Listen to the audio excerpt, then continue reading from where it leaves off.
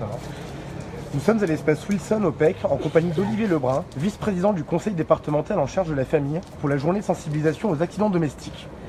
Les accidents domestiques regroupent les accidents survenant à la maison et dans ses abords immédiats ou à proximité. Chaque jour, ils provoquent en France 55 morts contre 12 sur la route.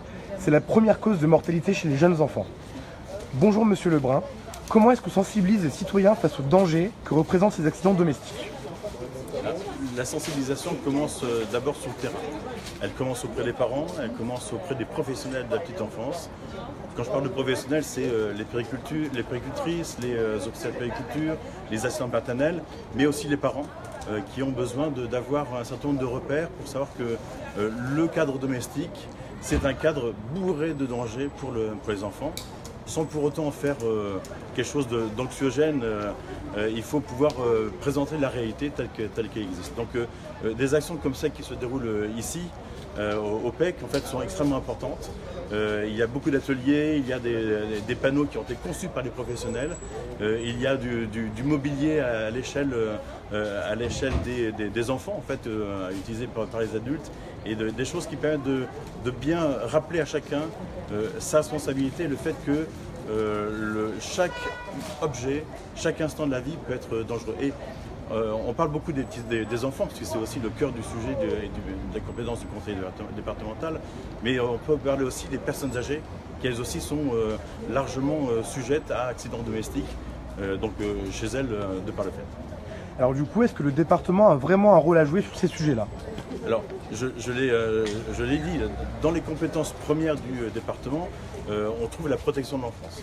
Et la protection de l'enfance, c'est la protection de l'enfance en danger, mais également de la prévention.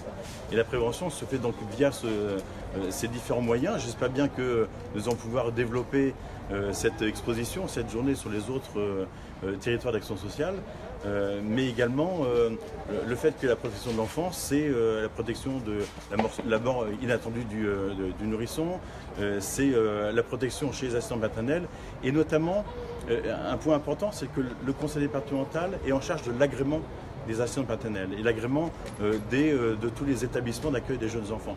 Et donc là, nous avons vraiment un rôle, et nos professionnels puéricultrices notamment, ont un rôle pas uniquement de sanction, mais également de prévention, d'information, de formation, qui permettra à chaque professionnel de hausser son niveau de compétences, et pourquoi pas aussi d'en parler autour d'elle pour largement diffuser ces principes, ces valeurs de prévention qui sont largement plus importantes que venir réparer des choses qui auraient pu se produire.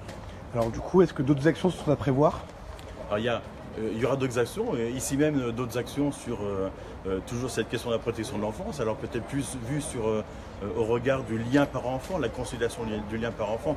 C'est un sujet en fait dont on parle depuis des années, mais où on sent bien que au fur et à mesure des années, ce lien a tendance à se déliter, où les parents sont parfois amenés à baisser les bras.